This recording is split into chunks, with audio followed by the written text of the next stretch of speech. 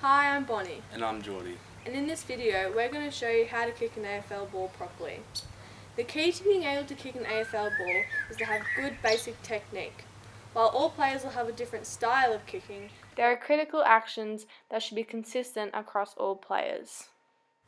There are 3 stages of skill acquisition when learning a new skill: cognitive, associative, and autonomous. In this video, we'll be going through each of these stages, showing you how to kick an AFL ball properly and precisely. The first stage, the cognitive stage, involves a visualization and an understanding of the task required. The first step is the impact of the ball. This refers to the ball makes contact with the player's foot. This stage is very important as it will determine whether or not the ball will go to its intended target. There are 3 important learning points that every player must follow to ensure an effective impact is made. A player needs to control the ball onto the foot and into the impact zone to allow them to strike the bottom third of the ball. If done correctly, the ball will spin backwards. A backwards spin will make the ball go a further distance and the flight path will be more predictable. When the ball is dropped, the ball should be in line with the kicking leg. Some mistakes that can be commonly made when starting out is the ball being dropped to one side, making it hit the foot at an angle. This will make the ball go to the side and the flight will be unpredictable. Once the player has gained confidence dropping the ball onto the correct part of the foot, they can move on to developing the guiding hand. The player guides the ball down with the dominant hand, or guiding hand, releasing at the time the kicking foot leaves the ground. This gives the player enough time to generate enough power to kick the ball. The ball is released around hip level with the guiding arm and hand controlling the path and orientation of the ball to the impact zone. While the ball is being dropped, the non-guiding hand comes off the front of the ball and swings up and back, creating an arc shape. A simple drill that can be done is simply getting into pairs to practice the ball drop, making sure they readdress the points that were just learnt. The next stage, impact of the ball, is having a firm foot. For good impact, the player's foot and ankle must be fully extended to make a hard and stable platform. Contact with the ball should be at the top of the laces. Imagine you are punching a firm bag. You don't want to hit it with a weak and soft hand. It's the same thing with your kicking foot. The next aspect is look, feel and sound. Look. The first aspect of look is the flight of the ball.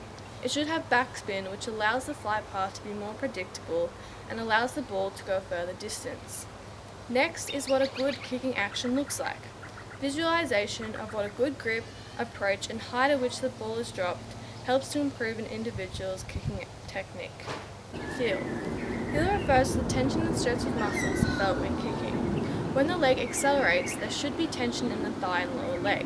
There should also be tension felt in the foot as it needs to be firm. The players should try and remember what a good kick feels like and try and duplicate that feeling every time they kick. Lastly, sound. When the ball makes contact with the player's foot, it should sound like a thud, not a slap. The drill we're going to demonstrate is called Over the River. In this drill, there are 2 teams, one on each side of the river, or set of cones. The ball starts on one side of the river and the aim is to get the ball to hit the ground on the other side, causing the closest team member to be out. The ball has to be kicked above knee height and within the cones set out.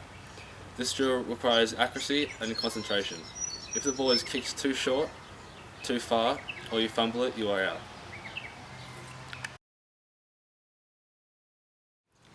The associative stage.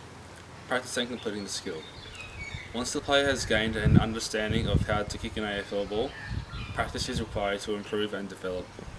If the player has gained confidence in kicking from a standstill, movement can be added into the kick.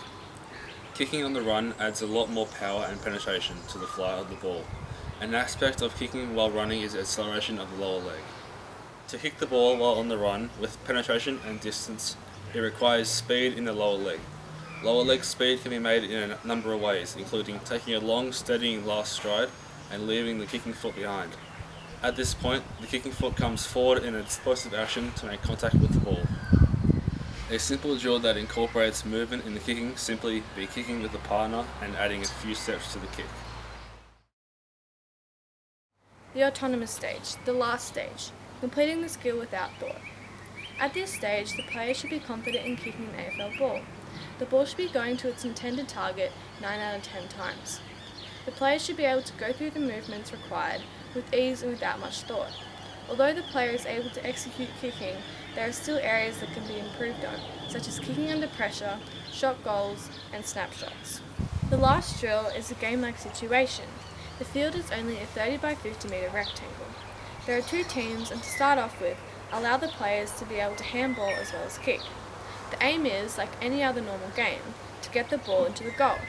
The players can't be tackled, but if you are touched with both hands, then you have 2 seconds to get rid of the ball, with either a kick or a hand pass. The drill focuses on kicking under pressure. The players must still be able to kick an accurate ball while under the pressure from an opponent.